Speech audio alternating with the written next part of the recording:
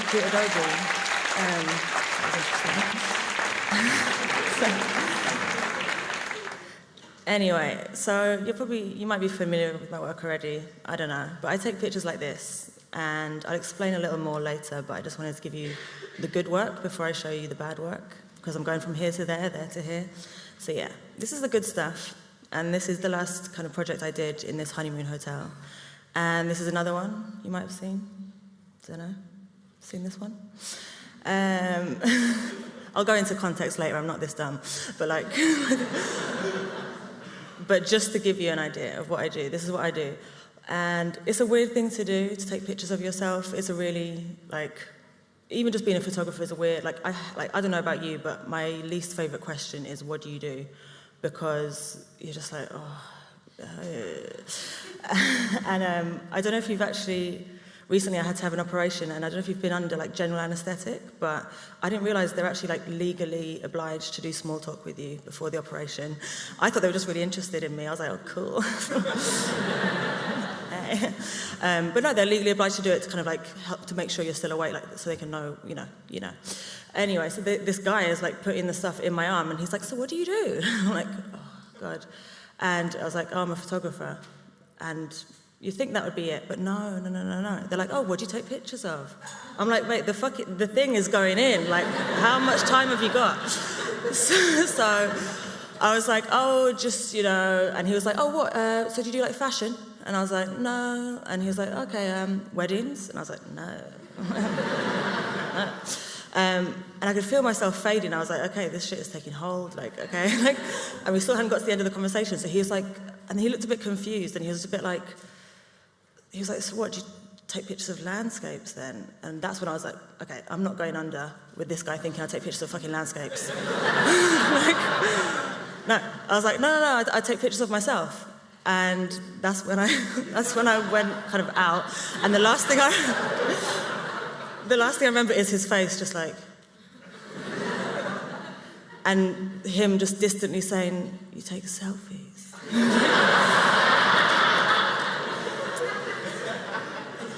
So yeah, I take selfies. But I wanted to find a solid reason why, because everyone's like, oh, you take selfies, why? Oh, you're vain, oh, why? You want to be like Cindy Sherman, why? It's always why. And so I couldn't really explain, so I had to get some visual references for these people. And so I went back through all my old pictures, and I found this. So this is me when I was 7, in 1997. And this was when, you have a camera, you get it off your dad on holiday, and you're just like, oh, I'll take pictures of myself. And so it's like a natural curiosity that I think everyone has with a camera. It's like a mirror. It's just a mirror with a memory. That's all it is. Stop reading too much into it. Anyway, so stuff like this is how it began. You're 7 years old, you're like, oh, I think I remember what I was thinking as I took this picture. It was just like, I've got hair. That was it. Innocent thoughts. Which leads me on to the next thing that happens, which is becoming a teenager.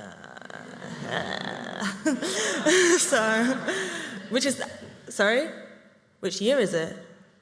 I can't tell you the year, because I don't know the age. Anyway, so then stuff like this happens when you're just curious about your body. You're kind of like, what do other people see when they look at me? Like, the mirror is not enough. I need to see angles. I need to see everything. What am I presenting to the world? Like, what are they getting? What's my package?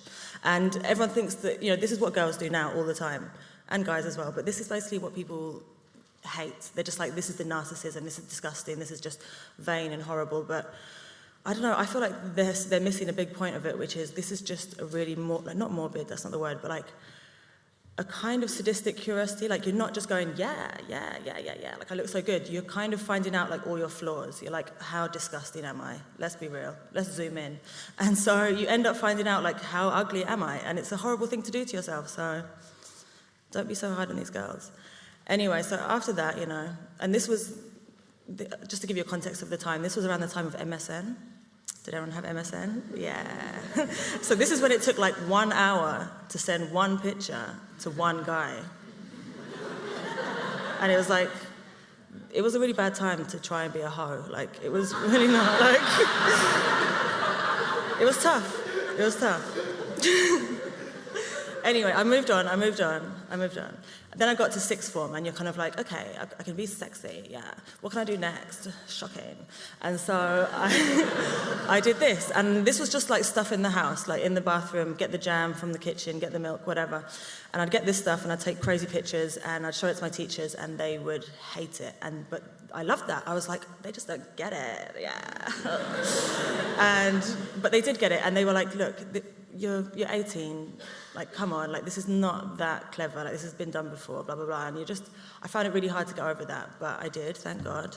I got over it, and while I was at that uni with them at LCC, they were basically like, you need to read some books. Like, you can't just look at magazines and then take pictures that look like the magazines. Read a book, watch some films, and come back. And so I did. I read a book. I read a lot of books.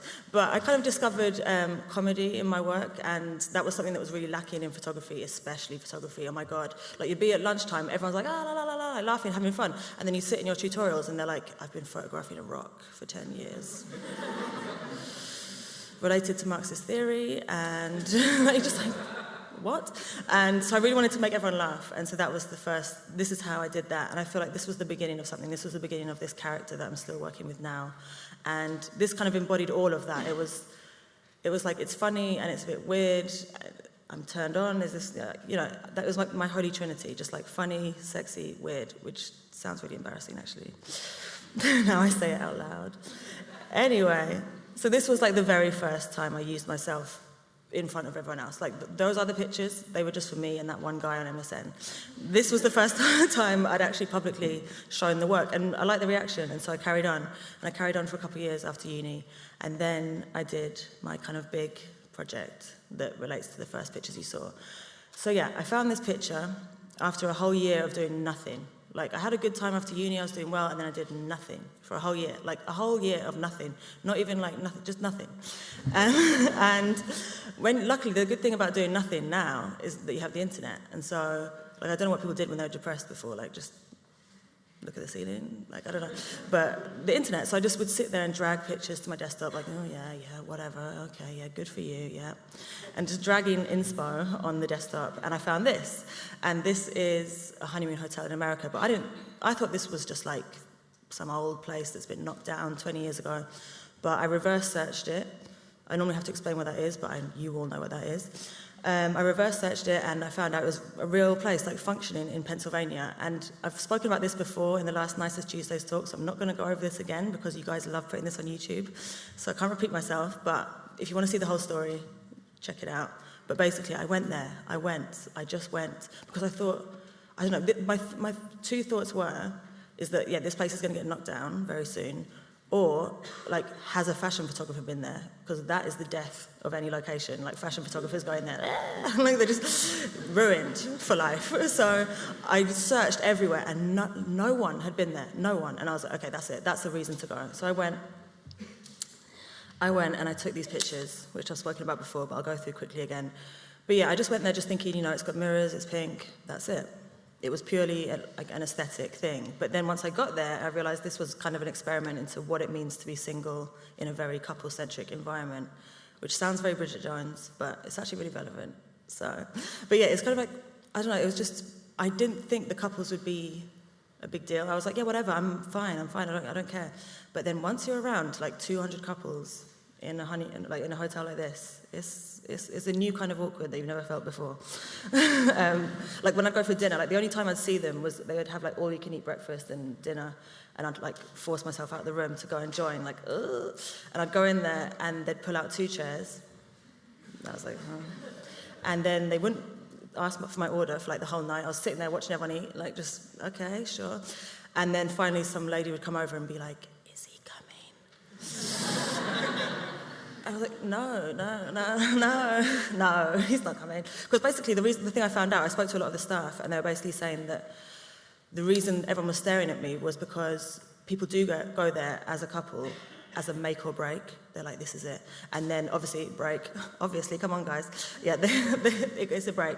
And it's a big resort in the middle of a forest, so one of them takes the car and leaves. And the other one is like, fuck this, I paid a lot of money for this, I'm staying.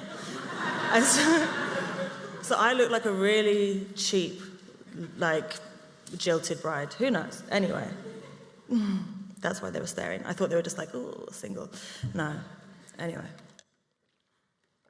So yeah, it's kind of about the things you do when you're alone, like stuff like this, like a lot of beauty stuff in my work, a lot of constructed femininity and all the things you do when you're locked in the bathroom. Not locked in, but like when you lock yourself in, get in there, make yourself beautiful. Like, no, when you lock yourself in and you just have that time where it's like, now everyone calls it like self-love and la la la, and it is, but it's also just a creepy time alone. Apparently what people think you do, like I was reading a whole book about solitude, yes, smart. I was reading a book and apparently the main thing people think you're doing when you're alone is crying and masturbating. So, and I can say that is true. But you also do other things. And yeah, so the beauty stuff is also what I do. And so that's how I came to doing this. That's how this happened. Yeah, am I okay for time? Am I halfway through? Okay, cool. Right, so I did this, and this was about a year ago or two, or almost 2 years ago. Time flies, and people are like, what are you doing now? What are you doing now? What's next? What's next? What's next? The other shit question. The worst question, what's next? And so, yeah, they're like, what's next? And so I kept trying to find another honeymoon hotel, like the first way I found, like you want to get that magical moment again where you're like, I just stumbled across it on the internet. Like you need to find that magic moment again. And so I tried, but every time I typed in pink honeymoon hotel, which is my technique, nothing special, just like pink honeymoon hotel. Like, and now when I do that, all my work comes up. So yeah, so that didn't work anymore. So I was like, where do I go? And everyone was like, go to Japan, go to Las Vegas. I was like, I don't know. And then I remembered, like at uni when you'd get these artists, like proper like mid-career artists coming in and talking about their work, and they'd always talk about like returning. Like, oh, I've been returning to the same place for 20,000 years. And it's just like, oh, returning, okay, I'll return. And so I returned. I was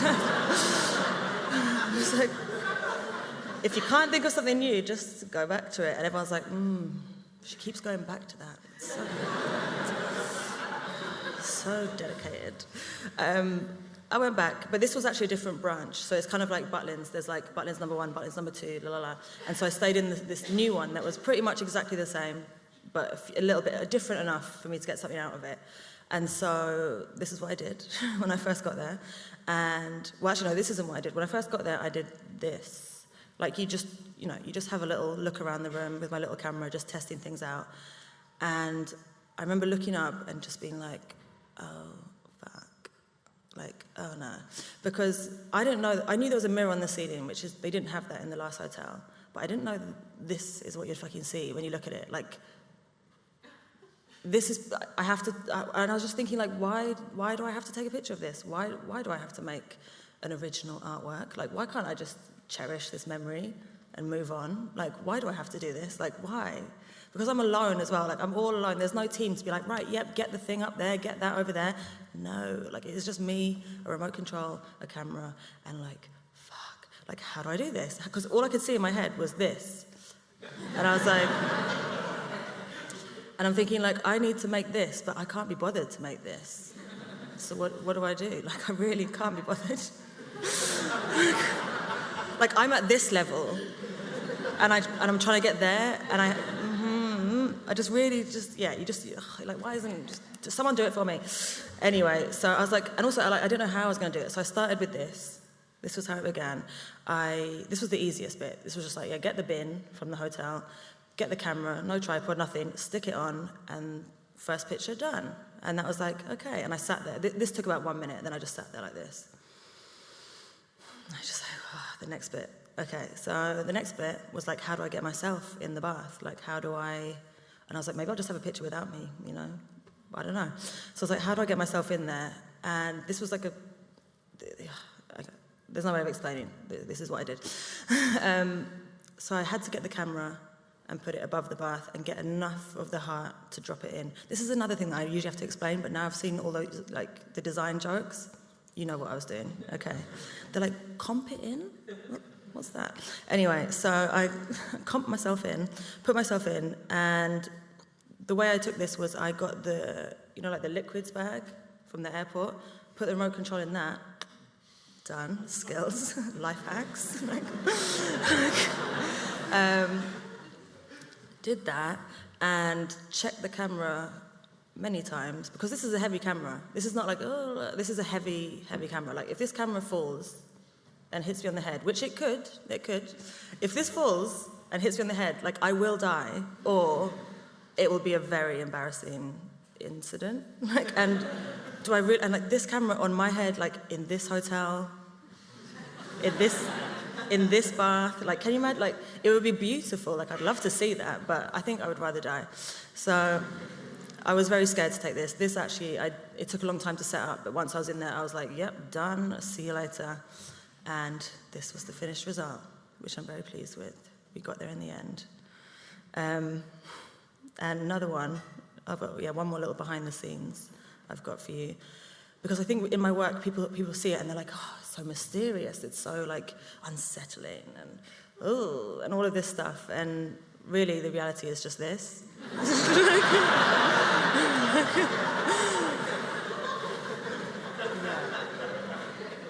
Like that is the reality. So yeah, you get to see that. And then I moved on to this other room. This was called the Fantasy Suite. And this is kind of a confusing room. I'll explain it for you. Basically, you walk in. This is what happens when you walk in the front door. And there's a blue light on the ceiling. Not a light, there's a blue skylight. But it's blue. Like, they've tinted the glass blue. Basically, this whole hotel was built by, like, one man's vision. Like, you know, this wasn't a team. This was just one man, like, with a glue gun. Just like, this is it. Anyway, so, like, this was like a window in the floor. I don't know how to explain it. But this room had 3 levels. So it had this floor, a bedroom, and then a swimming pool. And so this is looking down on a swimming pool in a room with no windows. Just think about that for a second. No windows and a swimming pool. And it's been there for how long? How many people? Decades? Anyway, it stank. In a great way. I love these. Like, if the hotel are watching, I love you. Please don't blacklist me. Anyway, so I took this picture there, and this was another situation where I was like, yeah, if this falls in, I'm going to die in a really horrible way. But I didn't. It was okay. I took this. And so the room was filled with this really nice, beautiful blue light. So I didn't have to edit this at all. It was just like perfect scenario. And this is underneath. So this is the swimming pool underneath. This is where you swim. And this is you can see there's a lot of masks as well going on in my work. There's a lot that I collect. They're just absolute rubbish. Like, they do not work. Please don't try. Because I get people actually coming up to me afterwards being like, did it work? It's like, no, it doesn't work. So anyway, so this is underneath. And see, like, imagine you're here. Like, imagine you're having a little swim and you look up and you just see your partner like, oh. Like, I still love you. At the time. So it's creepy. The whole hotel is kind of like, it's perfect for what I do with photography, because it's like, it's built for perverts. Like, it's built for you to perv on your partner. Like, there's all these windows and like little things where you can just look through and be like, ugh, like it's a creepy little place, but which is perfect for photography, because in a way photography is just a creepy genre. Like, it's a creepy technique, method, I don't know, whatever. It's creepy because it's just like this phallic thing, sticking it in, like, let me see this, open your mouth, oh yeah, go do this. I just always found it like, the better I got at being a photographer was just me getting better at being a fucking creep. So this is kind of why I don't take pictures of other people anymore, because I'm just like, I can't do this. Like, this is weird. I don't know who built the foundations of this like field, but you guys are creeps. So anyway, so I just do myself. And yeah, and so this place was perfect for that, because it was just like all for the view, for the gaze, for the whatever, the female gaze, the male gaze, I don't know. There's a lot of chat about that at the moment, isn't there? I feel like I'm a bit sick of it, the female gaze. But I found out that what I do is actually called the looped gaze. Here's a little clever ending for you. So the looped gaze is when, so you can be like, fuck the male gaze, fuck the female gaze, I'm doing the looped gaze, where, you know when someone takes a selfie and they're not even looking in the camera, they're looking in their own eyes, and so they've got this loop, they're completely ignoring the audience. And this is why people tend to hate people that take selfies, because they're just like, they're not looking at me. That's basically it. That's what it all boils down to. People are like, she should be looking at me. And it's like, no, she's looking at herself. She's good. Like, why are you so narcissistic? Like, what is going on here? And so, yeah, but that's a whole other debate for another day. Anyway, I'm going to finish with what's next. Yeah, this is what's next. So I didn't go back to the Honeymoon Hotel again. I kind of exhausted that place and my money. So I went to Madrid instead, a little bit cheaper. And I went to this hotel designed by Zaha Hadid. Well, not a hotel, just a room. And I don't know, this is new work, so I'm not exactly sure what it's about, but that is a sandwich.